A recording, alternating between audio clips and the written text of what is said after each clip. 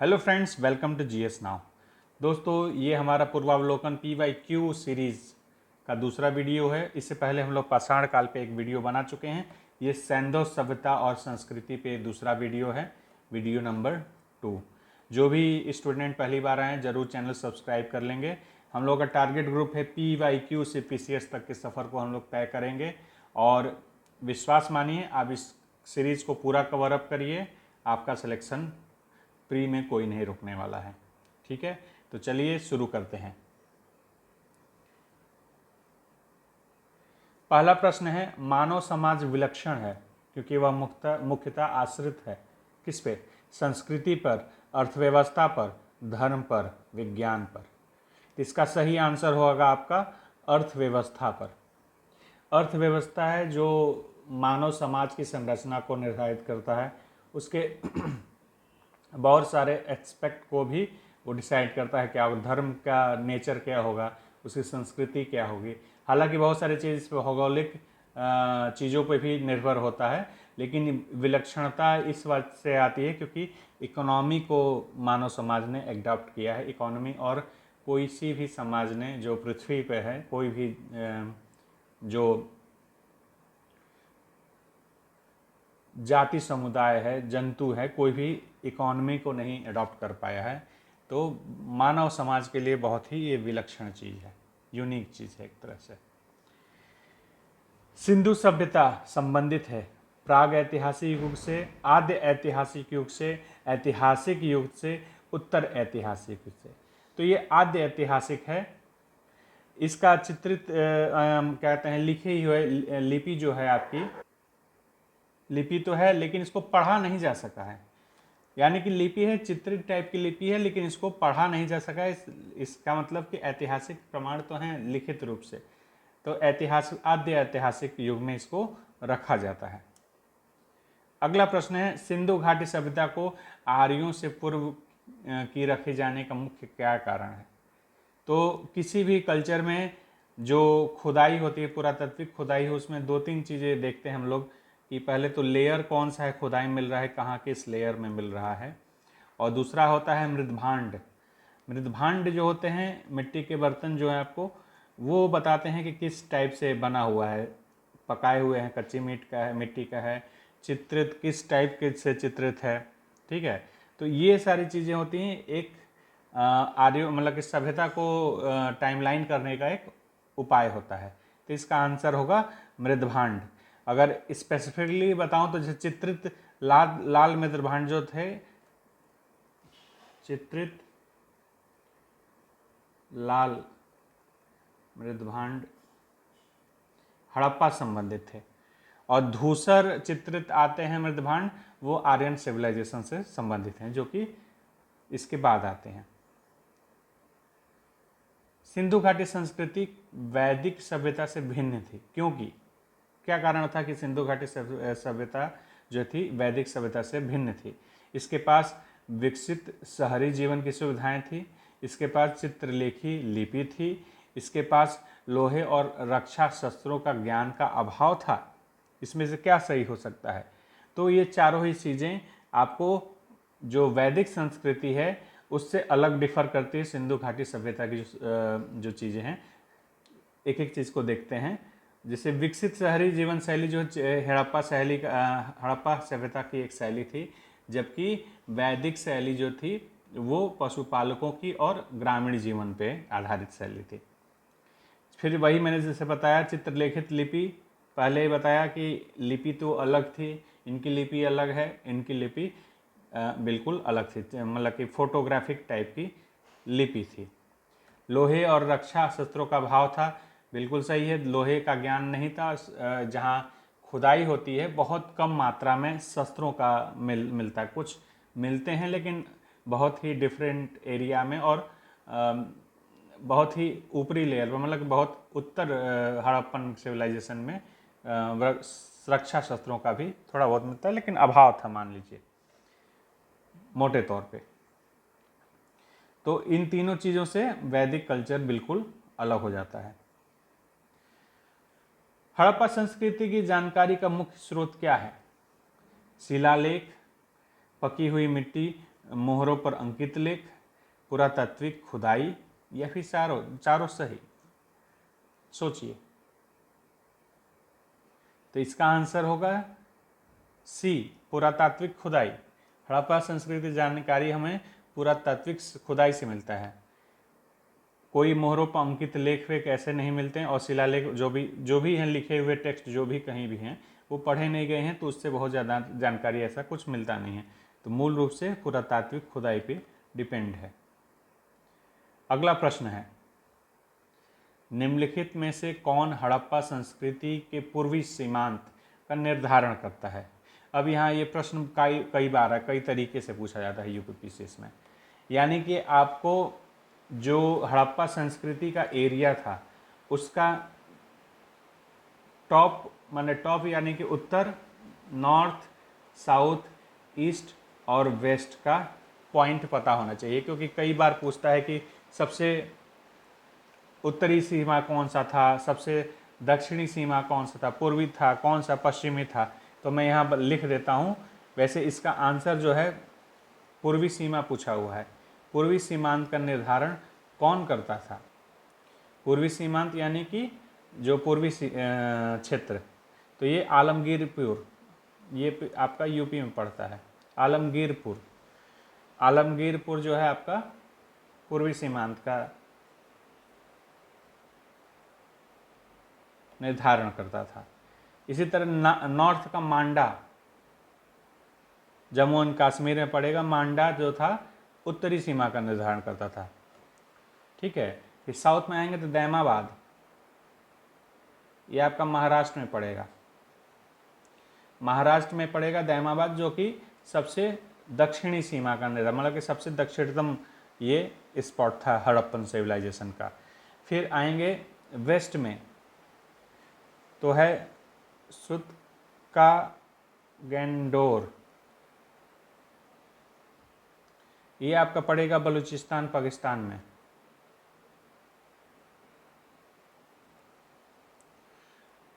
ठीक है। तो ये सबसे वेस्ट पॉइंट है हड़प्पा संस्कृति का। ये चारों आपको पता होना चाहिए, बार बार प्रश्न आता है तो मिस नहीं होना चाहिए। ठीक है, बहुत इजी और अच्छा प्रश्न है। हड़प्पा का उत्खनन करने वाला प्रथम पुरातत्वविद जो इसके महत्व को नहीं समझ पाया, यानी उसने खुदाई की लेकिन समझ नहीं पाया कि क्या चीज़ें हैं, उसे बस रैंडम चीज़ें लगी, वो थे ए कनिंघम। इसके महत्ता को नहीं समझ पाए पहली बार में। निम्नलिखित में से कौन सुमेलित नहीं है? ये स्पॉट हैं जहाँ पे खुदाई की थी, कौन किसने किया था। तो हड़प्पा का है दयाराम साहनी, नहीं है पूछा है, ध्यान रखिएगा। लोथल का SR राव, ये भी सही हैं, ये भी सही हैं। सुरकोटडा के JP जोशी, ये भी सही हैं। धौलावीरा के BK थापर, ये गलत हैं। RS बिस्ट,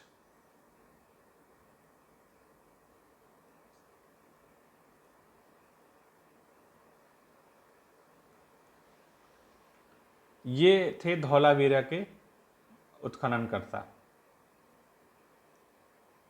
अगला प्रश्न है, स्थापित सिंधु घाटी सभ्यता जिन नदियों के तट पर बसती थी वे थीं सिंधु, चेनाब, झेलम और गंगा। तो इसमें देखना है कौन कौन से हो सकते हैं। सिंधु घाटी सभ्यता इसी के नाम पे है तो वैसे भी होगा। चेनाब नदी के किनारे मिलती थे कोई सभ्यता के मतलब के जगह, तो बिल्कुल सही मिलते हैं। झेलम किनारे भी मिलते हैं, गंगा के किनारे नहीं मिलते हैं। तो इसमें आंसर जो आपको होगा B 1, 2 और 3। अगला प्रश्न है, सूची का मिलान करना है। हड़प्पा किस नदी के किनारे है? हस्तिनापुर किस नदी के किनारे है? नागार्जुन कोंडा और पैठन। तो हड़प्पा बहुत इजी है, सबसे पहले तो यही याद रखना चाहिए, हड़प्पा का आपका रावी हो जाएगा। हड़प्पा का रावी 1 से 2 आपका मैच करेगा, A से 2। तो यहीं पे आपका ऑप्शन समाप्त हो जाता है, यही आप ऐसे यहाँ गेस कर सकते हैं। लेकिन फिर भी हम लोग अगला भी मिला लेते हैं। तो बी का अब क्या होगा, हस्तिनापुर, हस्तिनापुर का क्या होगा, गंगा। नागार्जुन कोंडा, नागार्जुन कोंड क्या होगा, कृष्णा, और पैठन का गोदावरी। आंसर आपका बी सही होगा। अगला प्रश्न है, सैंधव सभ्यता का महान स्नानागार कहाँ पाया जाता है। स्नानागार एक काफ़ी फेमस क्वेश्चन है और कई बार पूछा हुआ है। तो ये आपका मोहनजोदड़ो में स्नानागार मिलता है, सीधा पहला ही ऑप्शन है। हड़प्पा, लोथल, कालीबंगा, ये तीनों अन्य अन्य चीज़ों के लिए फेमस हैं। अगला प्रश्न है, सिंधु सभ्यता के बारे में निम्न में से कौन सा कथन असत्य है। नगरों में नालियों की सुदृढ़ व्यवस्था थी, बिल्कुल 90 डिग्री पे रास्ते मिलते थे और नालियाँ मिलती थीं। व्यापार और वाणिज्य उन्नत दशा में था, बिल्कुल वणिक वर्ग यहाँ पे ज़्यादा उन्नत था और वणिक वर्ग ही संभवतः इसको पूरा गवर्न करता था। इस पूरे संस्कृति में वणिक वर्ग ऊपर था। ठीक है, और बहुत सारे गोदीवाड़ा भी मिलते हैं, मतलब गोदीवाड़ा भी यहाँ पे मिलते हैं कि जहाँ से एक्सपोर्ट इंपोर्ट का काम भी होता था। मातृ देवी की उपासना होती थी, बिल्कुल सही। ठीक है, लोग लोहे से परिचित थे, ये ही गलत है। लोहे से एक प्रश्न अभी ऊपर भी आया था, लोहे से परिचित नहीं थे, ये कांस्य युगीन सभ्यता थी। ठीक है, तो इसका आंसर हो जाएगा डी, ये गलत है और सारी चीज़ें सही हैं। निम्नांकित में से किसका सुमेल नहीं है, कौन सा जगह किस जगह पे नहीं है, ये देखना है। आप आंसर जब भी सॉल्व करें तो नहीं, अगर कहीं शब्द में कोई प्रश्न में रहे तो उसे राउंड कर लें, जिससे कि आप उसको गलत ना कर पाएँ, मतलब पढ़ने में गलती ना हो सके आपसे। आलमगीरपुर, अभी हम लोगों ने देखा ये हड़प्पा संस्कृति का पूर्वी छोर है, तो आलमगीरपुर यूपी में है। लोथल गुजरात में ही है। कालीबंगा ये हरियाणा में है, नहीं, ये है राजस्थान में। ठीक है, रोपड़ पंजाब सही है, तो आंसर इसका होगा सी। निम्न में से सिंधु सभ्यता से संबंधित कौन से केंद्र उत्तर प्रदेश में स्थित हैं। यूपी में इन सब में से कौन सी चीज़ें स्थित हैं। तो कालीबंगा जैसा भी हम लोगों ने देखा हरियाणा में है, लोथल है गुजरात में, आलमगीरपुर ये यूपी में है, और हुलास, हुलास आपका सहारनपुर में।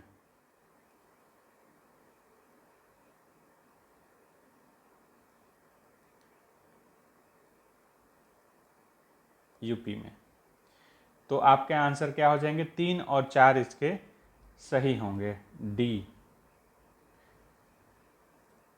अच्छा, आलमगीरपुर कहाँ, स्पेशली यूपी स्पेशल से अगर नज़रिए से देखें इस प्रश्न को, तो आलमगीरपुर कहाँ है, तो ये आपका मेरठ में है। मेरठ में है आलमगीरपुर, सहारनपुर में है क्या, हुलास। अगला प्रश्न आता है, स्थल का मिलान करना है। हड़प्पा स्थल है और कहाँ पे है, फिर वही मांडा आपका जम्मू एंड कश्मीर, जैसे बताया कि नॉर्थ, सबसे नॉर्थ का पॉइंट है आपका मांडा। आप जैसे मैं वीडियो को बना रहा हूँ, आप देखते भी जाएंगे तो आपका PYQ पूरी तरह तैयार हो। इसको 2 से 3 बार देख लेंगे, आपको पूरी तरह से मेमोराइज हो जाएगा। मैं इतने तरीके से ढंग से बता रहा हूँ। ठीक है, तो ज़रूर इसको एज ए स्टडी प्लान के तौर पे इसको अडॉप्ट करेंगे आप लोग तो ज़्यादा फ़ायदा होगा, लेकिन आपकी इसके आगे मर्जी, जैसे कर रहे हो। दैमाबाद कहाँ आपका है, तो महाराष्ट्र में है। ठीक है, कालीबंगा कहाँ है, राजस्थान में, और राखीगढ़ी आपकी हरियाणा में। ठीक है, तो इसको मिला लेंगे सीधे, मांडा 1 का 3 हो जाएगा, 1 का A का 3 हो जाएगा, यहीं सी ऑप्शन सीधे पहला ही मिल गया, इससे आपका सारा क्लियर हो गया। लेकिन आपको स्थल पता होने चाहिए, क्योंकि इससे बहुत सारे प्रश्न आते हैं। यूपीपीसीएस में आपका सैंधोक सभ्यता में मिलान के प्रश्न बहुत आते हैं। ठीक है, अगला प्रश्न सेम पैटर्न पे है। मांडा जैसे हम लोगों ने अभी जस्ट किया है, कहाँ पे है, तो आपका जम्मू एंड कश्मीर में है। और देखिए हुलास अभी आया था, यूपी के कौन कौन स्थल हैं, तो आपका इससे भी मैच कर रहा है। अब सीधे हम लोग इसी से मिला लें। मांडा का 2, बी का 2 और हुलास 4 का 1, तो ये यहाँ मैच कर रहा है। डी। अन्य चीज़ों को भी देख लेते हैं। बालू आपका कहाँ पड़ेगा, तो ये हरियाणा में पड़ेगा, और पारडी जो है आपका गुजरात में पड़ेगा।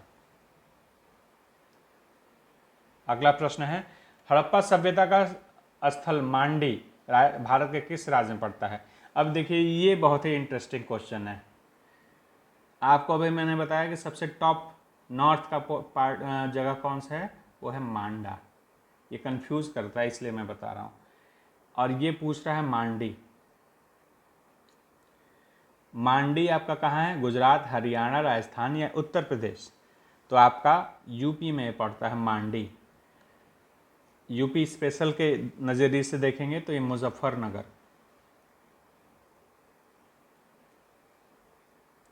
मुजफ्फरनगर में पड़ता है मांडी।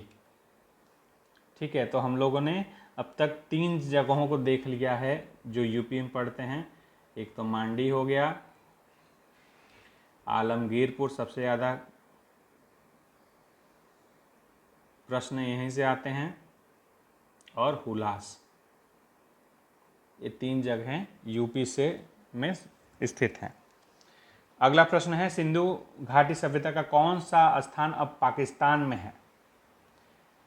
तो सबसे पहले तो हड़प्पा ही पाकिस्तान में है, यहीं पे क्वेश्चन समाप्त हो जाता है। ठीक है, ये बिल्कुल देखते ही मारने वाला प्रश्न है। अन्य सारे जो जगह हैं, कालीबंगा, लोथल, आलमगीरपुर, ये तीनों भारत में हैं। ये गुजरात में है, यूपी में है, हरियाणा में है, अरे सॉरी राजस्थान में है। दधेरी एक परवर्ती हड़प्पी पुरास्थल है। कहाँ का स्थल है, जम्मू का, पंजाब का, हरियाणा का, उत्तर प्रदेश का। देखिए मैं इसमें क्यूज मूड में रहता हूँ कि इसमें चाहूँ तो मैं आंसर दे के अपना एक्सप्लेनेशन भी लिख के आपको पढ़ के बता दूँ, लेकिन मैं जानबूझ के नहीं बताता, क्योंकि जब पढ़ के ही बताना रहेगा तो आप खुद भी पढ़ सकते हैं। ठीक है, तो इसलिए पढ़ के नहीं बता रहा हूँ, मैं बता रहा हूँ जिससे आपको मेमोराइज रहे वो बातें सुनेंगे, देखेंगे वीडियो तो समझ में आएगी। ठीक है, तो दधेरी एक परवर्ती हड़प्पी पुरा स्थल कहाँ का है, जम्मू का, पंजाब का, हरियाणा का या फिर उत्तर प्रदेश का, तो ये पंजाब का है। सिंधु सभ्यता का कौन सा स्थान भारत में स्थित है, हड़प्पा, मोहनजोदड़ो, लोथल या इसमें से कोई नहीं। जैसे मैंने अभी जस्ट बताया, लोथल आपका गुजरात में पड़ता है, मोहनजोदड़ो और हड़प्पा पाकिस्तान में स्थित है। अब वन लाइनर एक 2 क्वेश्चन देख लीजिए जो इम्पोर्टेंट है। वह हड़प्पी नगर जिसका प्रतिनिधित्व लोथल का पुरातत्व स्थल करता है किस नदी पर स्थित है। ठीक है, वो भोगवा नदी, मतलब कि बोल रहा है लोथल किस नदी पर स्थित है, तो भोगवा पे स्थित है। हड़प्पा सभ्यता स्थल लोथल कहाँ पे है, गुजरात में। सिंधु घाटी सभ्यता का पत्तन नगर, यहाँ पे गोदीवाड़ा मिलता है असल में, जहाँ से पानी के जहाज और सामान जिससे भेजा जाता था, तो लोथल में। भारत का सबसे बड़ा हड़प्पन पुरा स्थल कौन सा है, तो आपका ये है आलमगीरपुर, कालीबंगा, लोथल या फिर राखीगढ़ी। तो आंसर होगा इसका डी, राखीगढ़ी सबसे बड़ा पुरा स्थल है। ये कहाँ पे स्थित है राखीगढ़ी, तो ये हरियाणा में पड़ता है। ठीक है, अच्छा, इसको ध्यान दीजिए, भारत का ये है, हड़प्पन सभ्यता का सबसे बड़ा पुरा स्थल नहीं है। भारत का सबसे बड़ा पुरा स्थल कौन सा है? तो राखीगढ़ी है भारत में। एक जूते हुए खेत की खोज की गई थी। कहाँ की गई थी? मोहनजोदड़ो, कालीबंगा, हड़प्पा, लोथल। तो आपका इसका आंसर होगा कालीबंगा में। कालीबंगा में जूते हुए खेत का प्रमाण मिलता है। जूते हुए खेत का प्रमाण मिलता है यहाँ से। अब इसका मैच कराना है सूची 1 से सूची 2 के साथ। कहाँ से क्या मिलता है इसका मैच है। हड़प्पा, लोथल, कालीबंगा, मोहनजोदड़ो। तो हड़प्पा से क्या मिलता है? आपका शवाधान R37 सही मैच है सीधे। लोथल से क्या मिलता है? जैसे मैंने बताया गोदीवाड़ा, भोगवा नदी पे, अभी जस्ट बताया आपको, याद है। कालीबंगा, यहाँ से क्या मिलता है? अभी जस्ट बताया, जूते हुए खेत। और मोहनजोदड़ो नर्तकी की मूर्ति। नर्तकी की मूर्ति भी काफ़ी इम्पॉर्टेंट है, इसको ध्यान रखिए। जैसे 2-4 पॉइंट हैं जो क्वेश्चन में आता ही आता है, जैसे ये तीनों पॉइंट बहुत इंपॉर्टेंट है। R37 शवाधान वो ज़्यादा नहीं क्वेश्चन में रहता, लेकिन ये तीनों तो क्वेश्चन में रहते ही रहते हैं कि कौन कहाँ पे मिला है। तो इसका आंसर क्या हो जाएगा? हम पहले आंसर देख लें। A का 1, B का 2, C का 4, A का 1, B का 2, C का 4 और D का 3। आपका D आंसर हो जाएगा। अगला प्रश्न है। अभी तक आप लोग दोस्तों अगर पसंद आ रहा होगा वीडियो और पढ़ाने का तरीका आपको समझ भी कुछ आ रहा होगा, तो हमारे YouTube चैनल पे ज़रूर सब्सक्राइब कर लीजिएगा। और PDF या कुछ चीज़ें आपको चाहिए होंगी, जिससे पढ़ा रहा हूँ यही PDF आपको चाहिए होगा, तो टेलीग्राम ग्रुप जिसका लिंक मिल जाएगा नीचे डिस्क्रिप्शन में, आप GS Now 101 करके सर्च भी कर सकते हैं YouTube या फिर टेलीग्राम, दोनों पे, तो आपको वहाँ से भी मिल जाएगा। ज़रूर जुड़ें। ठीक है, अगला प्रश्न है, सिंधु घाटी की सभ्यता के किस पुरा स्थल से नाव के चित्र या मॉडल प्राप्त होते हैं? तो इसको लॉजिकली देखते हैं कि जहाँ पे व्यापार होता होगा, जहाँ पानी होगा, वहीं पे ये मिल सकता है। ठीक है, पानी होगा इन सेंस वहाँ से समंदर से दूरी कम होगी, या फिर जो नदी होगी इतनी ब्रॉड होगी कि ले जा सकती हो जहाज़ों को। तो जैसे मैंने बताया हड़प्पा, पहले ऑप्शन पढ़ देता हूँ फिर बताता हूँ। हड़प्पा, कोटदीजी, कालीबंगा और रोपड़, धौलावीरा और भगतराव, और मोहनजोदड़ो और लोथल। जैसे मैंने बताया लोथल से गोदीवाड़ा मिलता है, सिंपल यहीं से लॉजिक लगाएंगे तो आपको आंसर हो जाएगा डी, मोहनजोदड़ो एम गोदी लोथल। अगला प्रश्न है, मोहनजोदड़ो तथा हड़प्पा नगर अब विलुप्त हो गए हैं। ऐसे प्रश्नों का आंसर करने का बहुत सिंपल तरीका मैं आपको बताता हूँ, आपका 99% सही ही होगा। ये समझिए मूल सूत्र है मूल सूत्र इसको समझ सकते हैं आप। कारण के आगे लगाइए चूंकि, और यहाँ लगाइए इसलिए। ठीक है, रीजन के आगे लगाएंगे चूंकि और कथन के आगे लगाएंगे इसलिए। वह खुदाई के दौरान प्रकट हुए, चूंकि वह खुदाई के दौरान प्रकट हुए थे, इसलिए मोहनजोदड़ो तथा हड़प्पा नगर अब विलुप्त हो गए हैं। क्या ये लॉजिक में बैठ रहा है? बोलने में बिल्कुल नहीं बैठ रहा है। तब अब ये देखेंगे कि इसमें दोनों शब्द क्या सही हैं। मोहनजोदड़ो तथा हड़प्पा नगर अब विलुप्त हो गए हैं, ये बात सही है। वह खुदाई के दौरान प्रकट हुए थे, ठीक है, पुरातात्विक खनन जब हुआ तब मिले थे, यानी कि दोनों कथन तो सही हैं। लेकिन ये चूंकि हम इस पे लगा रहे हैं, चूंकि वह खुदाई के दौरान प्रकट हुए थे, इसलिए मोहनजोदड़ो तथा हड़प्पा नगर विलुप्त हो गए हैं। ये दोनों लॉजिक में आपस में कथन कारण मैच नहीं कर रहा है, तो इसका आंसर होगा दोनों सही हैं किंतु स्पष्टीकरण सही नहीं है। आंसर हो जाएगा बी, ए आर दोनों सही हैं लेकिन सही स्पष्टीकरण नहीं है। इसको अन्य प्रश्नों पे भी लगा के देखिएगा, आपका बिल्कुल सटीक बैठेगा। अगला प्रश्न है, हड़प्पा संस्कृति के संदर्भ में शैलकृत स्थापत्य के प्रमाण कहाँ से मिले हैं? पहले तो इसको समझना, शैलकृत स्थापत्य यानी कि रॉक कट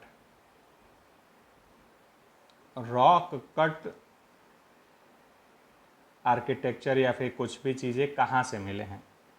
कालीबंगा, धौलावीरा, कोटदीजी या फिर आमरी? तो इसका आंसर है धौलावीरा। धौलावीरा में क्या है,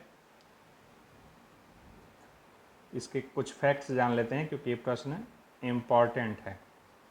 ठीक है, पहले तो ये सेकेंड लार्जेस्ट हड़प्पन साइट है। ठीक है, इंडिया का। दूसरा क्या है, ये गुजरात के कच्छ के रण में पड़ता है।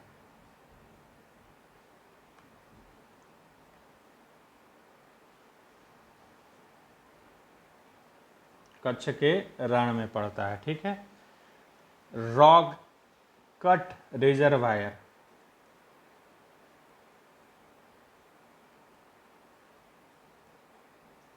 या फिर शैलकृत जलकुंड जिसको कह सकते हैं।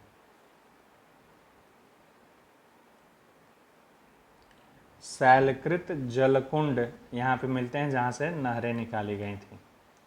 तो धौलावीरा को ध्यान रखिएगा, किस लिए, यहाँ पे रॉक कट रिजर्वायर या शैलकृत जलकुंड मिलते हैं जहाँ से नहरें निकाली गई थी, गुजरात के कच्छ के रण में पड़ता है। ठीक है, एक उन्नत जल प्रबंधन व्यवस्था का साक्ष्य प्राप्त होता है कहाँ से? अभी जस्ट मैंने बताया कि शैलकृत जलकुंड बना था, रॉक कट रिजर्वायर, उसमें से नहरें निकाल गई, यानी कि जल प्रबंधन का उन्नत प्रमाण मिलता है यहाँ से। तो ये आंसर आपका हो जाएगा धौलावीरा सीधे।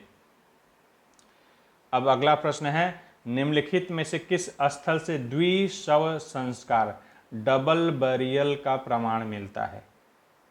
कुंताशी, धौलावीरा, लोथल या फिर कालीबंगा? तो इसका आंसर देखिए डिस्प्यूटेड है। ये आंसर क्वेश्चन मतलब डिस्प्यूटेड है। धौलावीरा और कालीबंगा दोनों जगहों से डबल बैरियल का प्रमाण मिलता है। ठीक है, तो दोनों में से जो आएगा आंसर में ऑप्शन आपको मिलेगा, दोनों सही होगा। अगला प्रश्न है, वस्त्रों के लिए कपास यानी कॉटन की खेती का आरंभ किसने किया था? तो सबसे पहले भारत में हड़प्पन सिविलाइजेशन ने ही कॉटन का यूज करना शुरू किया, और आज भी हम लोग यूज करते हैं। इतना अर्ली टाइम का ये इन्वेंशन है या मानवों द्वारा बनाया गया है, जो कि चली आ रही है, खोजा गया चीज़ है। कॉटन का प्रयोग सबसे पहले जो प्रारंभ किया था वो भारतीय में हड़प्पा सिविलाइजेशन में हुआ था। अगला प्रश्न है, निम्नलिखित में से किस पशु का अंकन हड़प्पा संस्कृति के मोहरों पर नहीं मिलता है? आपको नहीं दिख रहा होगा, लेकिन है यहाँ पे लिखा नहीं मिलता है। मोहरों पर देखिए पूछ रहा है, तो इसका आंसर होगा घोड़ा। घोड़े का जो अंकन है किसी भी मोहर पे नहीं मिलता हड़प्पा संस्कृति में। हालांकि कुछ कंकाल मिलते हैं किसी किसी स्थलों पर, लेकिन इससे ये नहीं साबित, इसको ये भी कहा जाता है कहीं कहीं जगहों पे कि किसकी, जैसे लोहे की और घोड़ों की जानकारी नहीं थी, क्योंकि कहीं प्रमाण नहीं मिलता है एग्जैक्टली, मतलब डायरेक्ट, इसलिए कहा। लोहे की तो जानकारी वैसे भी नहीं थी, कांस्ययुगीन सभ्यता थी, लेकिन घोड़े के लिए कहा जाता है ये बात, ठीक है। तो घोड़े के कहीं भी मोहरों पे अंकन नहीं मिलता है। अगला प्रश्न है, मूर्ति पूजा का आरंभ कब से माना जाता है? आर्य वैदिक, अरे पूर्व आर्य, उत्तर वैदिक काल, मौर्य काल, कुषाण। तो प्री आर्यन में कौन आ जाएंगे? हड़प्पन सभ्यता ही आ जाएगी। तो प्री आर्यन काल से ही मूर्ति पूजा का प्रारंभ माना जाता है। मातृ देवी की पूजा काफ़ी इम्पॉर्टेंट है, जिसमें कि जनन शक्ति को पूजा किया जाता है, तो इसमें मातृ देवी का पूजा होता है, मूर्तियाँ थी। तो प्री आर्यन इसका आंसर हो जाएगा। निम्नलिखित में से कौन सी सभ्यता नील नदी के तट पे पनपी थी? ये थोड़ा सा प्राचीन विश्व इतिहास से संबंधित प्रश्न है। तो सब कोई जानता है नील नदी का वरदान मिस्र को माना जाता है। तो मिस्र की सभ्यता नील नदी का वरदान है, तो मिस्र की सभ्यता नील नदी के तट पे पनपी थी।